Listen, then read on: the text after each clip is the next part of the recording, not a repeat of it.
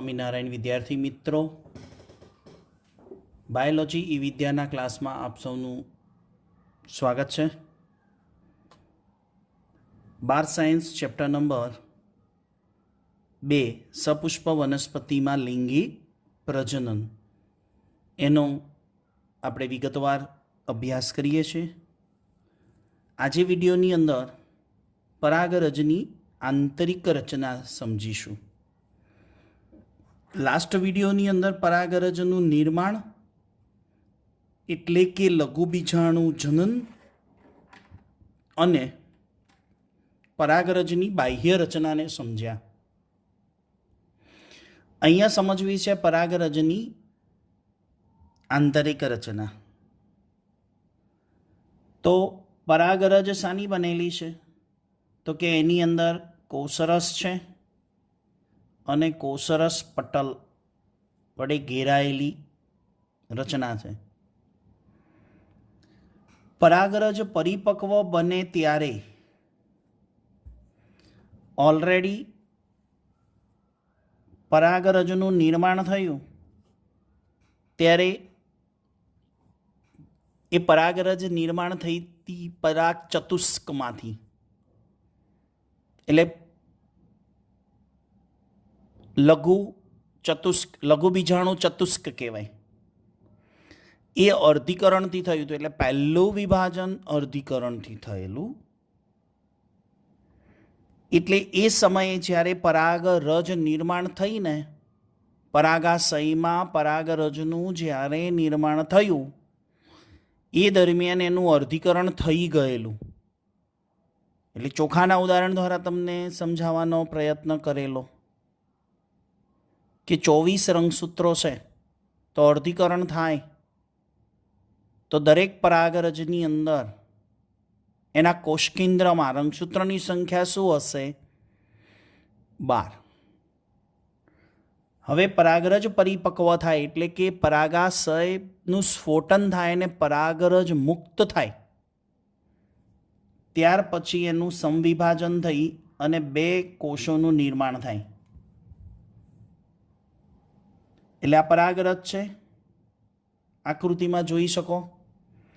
એની અંદર એક કોષકેન્દ્ર છે, એનું સમવિભાજન થાય, પહેલું સમવિભાજન। અને અહીંયા મેં લખ્યું છે વિભાજન નંબર 2।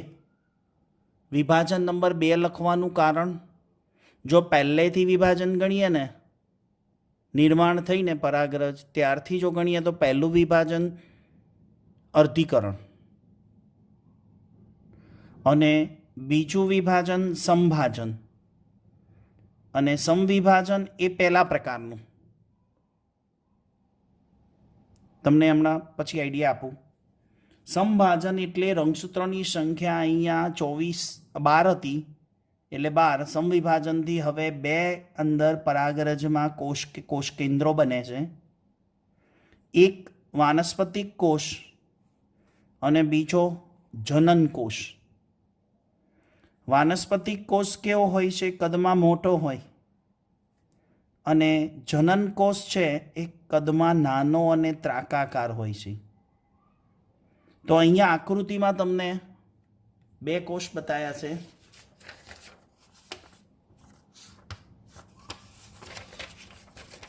એ છે 2 કોષ નિર્માણ થયા।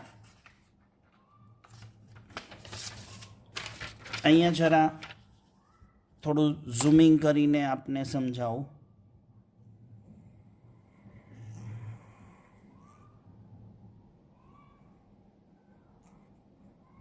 આ એનું બાહ્ય આવરણ અને અંત આવરણ, આ એનું કોષકેન્દ્ર એટલે કે જેમાં રંગસૂત્રોની સંખ્યા 12। હવે જ્યારે એનું વિભાજન થાય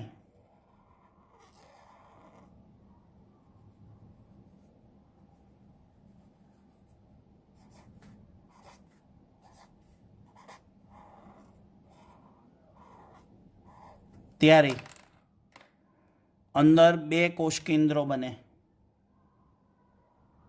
એક મોટું અને એક નાનું. આ જે મોટું બન્યું એને નાલકોષ કહીશું, નાનો છે કદમાં એને જનનકોષ કહીશું. અને આ કયા પ્રકારનું વિભાજન થયું? સંભાજન. અને અર્ધીકરણ થઈને આ 4 હતી ને પરાગ ચતુષ્ક,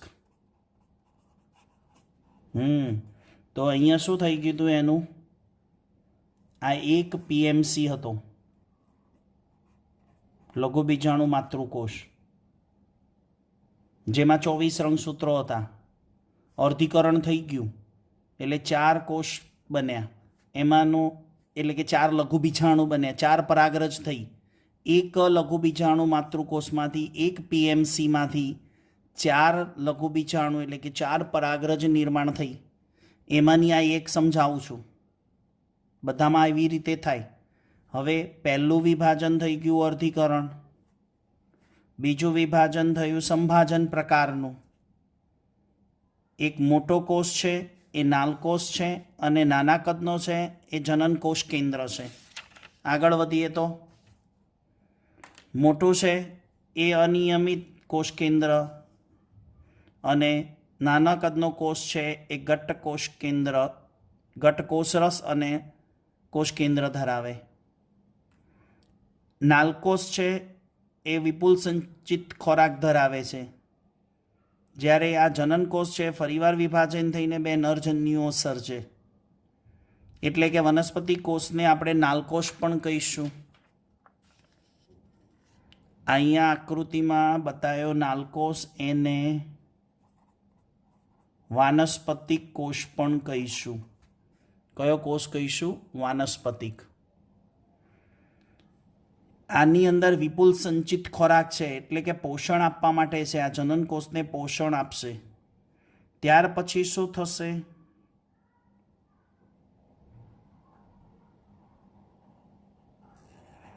આ અંતઃઆવરણ છે. અંતઃઆવરણનું કાર્ય શું છે? પરાગનલિકા સર્જવાનું.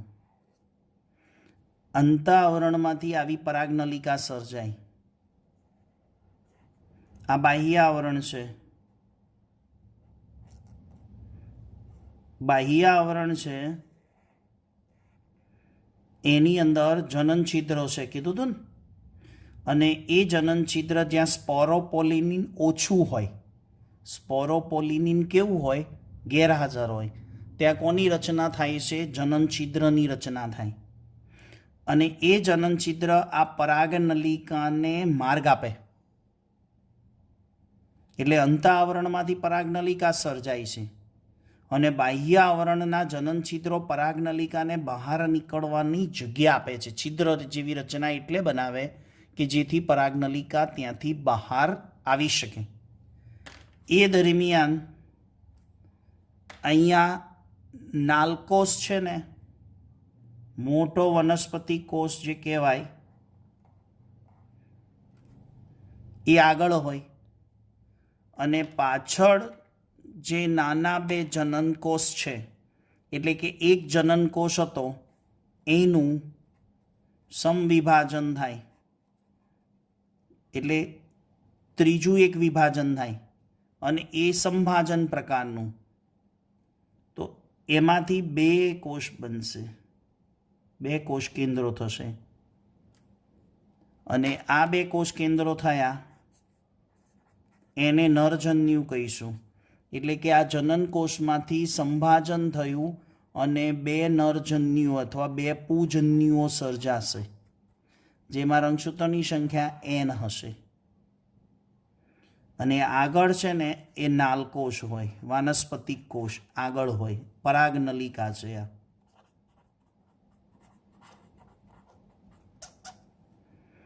જ્યારે પરાગરજની આંતરિક રચના સમજીએ છીએ ત્યારે આ સમજવું જરૂરી છે કે એની અંદર રહેલું જે કોષ કેન્દ્ર છે એક છે, જ્યાં પરાગરજ ગણો કે એને કોષ કેન્દ્ર ગણો, એનું સમવિભાજન થઈ અને નાલકોષ અને જનનકોષ બન્યો. જનનકોષનું સંભાજન થઈને 2 પૂજનીઓ બન્યા.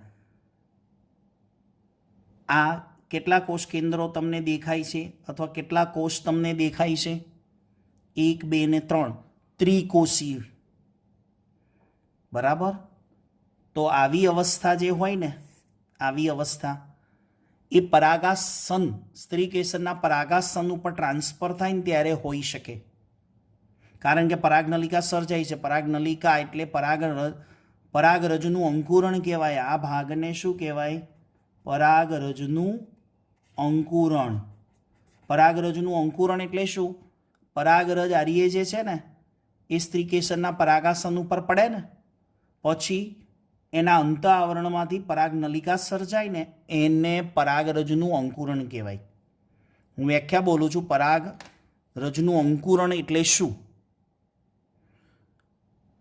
તો પરાગરજ સ્ત્રી કેસર ચક્રના પરાગાસન ઉપર સ્થાપિત થાય ત્યારે પરાગરજના અંત આવરણમાંથી પરાગનલિકા સર્જાય. પરાગનલિકા એ સ્ત્રી કેસરના પરાગવાહિનીમાં આગળ વધે. આમ પરાગરજના અંત આવરણમાંથી પરાગનલિકાનું સર્જન એટલે જ પરાગરજનું અંકુરણ. That's clear. આ થઈ પરાગરજની આંતરિક રચના. હવે સમજવાનું છે અહીંયા લખાણમાં. તો પહેલું વિભાજન સમજાયું. હવે જનનકોષ દ્વિકોષી અવસ્થા. દ્વિકોષી અવસ્થા શું કહેવાય? અંદર 2 કોષ છે એટલે. પછી એક બીજું વિભાજન આગળ થાય છે સમવિભાજન પ્રકારનું, ત્રીજું. આમ વિભાજન ત્રીજું કહેવાય પણ સંભાજનનો પ્રકાર બીજા નંબરે. અને 2 નરજન્યુ બન્યા અને 1 નાલકોષ બન્યો. એ તો નાલકોષ હતો જ ને. અને આ જનનકોષનું વિભાજન થઈને 2 નરજન્યુ બન્યા. તો કેટલી અવસ્થા થઈ? ત્રિકોષી અવસ્થા. આવી અવસ્થા પરાગાશયમાં હોય ત્યારે પણ હોય. ત્રિકોષી અવસ્થાની 2 શક્યતાઓ છે. નંબર 1, પરાગાશયની અંદર હોય ત્યારે પણ આવું નિર્માણ થઈ ગયું હોય. જ્યારે બીજી શક્યતા એવી હોય કે પરાગરજ પરાગાસન ઉપર સ્થાપિત થાય ને ત્યારે હમણાં સમજાયું એ પ્રમાણેની આ પ્રકારની પરિસ્થિતિ પણ હોઈ શકે. ખ્યાલ આવે છે? તો આ થઈ પરાગરજની આંતરિક રચના. બીજું એક નોંધ રાખવાનું છે. નીટની અંદર પૂછાઈ ગયેલો પ્રશ્ન છે. 60% આવૃત બીજધારી વનસ્પતિઓમાં પરાગરજ દ્વિકોષી અવસ્થાએ મુક્ત થાય. હમણાં કીધું ને 60% આવૃત બીજધારીમાં પરાગરજ જ્યારે પરાગાશયનું સ્ફોટન થાય. ફરી બોલું છું. 60% આવૃત બીજધારીમાં પરાગાશયનું સ્ફોટન થઈ પરાગરજ મુક્ત થાય ત્યારે એમાં 2 કોષ અવસ્થા ધરાવે. એટલે એક નાલકોષ અને બીજો જનનકોષ. જ્યારે જે શબ્દ નથી લખ્યો એને આપણે પકડીએ છીએ નીટ માટે કે 40%માં શું હશે? બાકીની જાતિઓમાં 60% આવૃત બીજધારીમાં એમ કહી દીધું દ્વિકોષી અવસ્થાએ પરાગરજ મુક્ત થાય. તો 40% જાતિઓમાં પરાગરજ કઈ અવસ્થાએ મુક્ત થવાની? આ ત્રિકોષી અવસ્થાએ. અને 60% આ દ્વિકોષી અવસ્થાએ. અને 40% આવી પરિસ્થિતિ હોય ત્યારે મુક્ત થાય.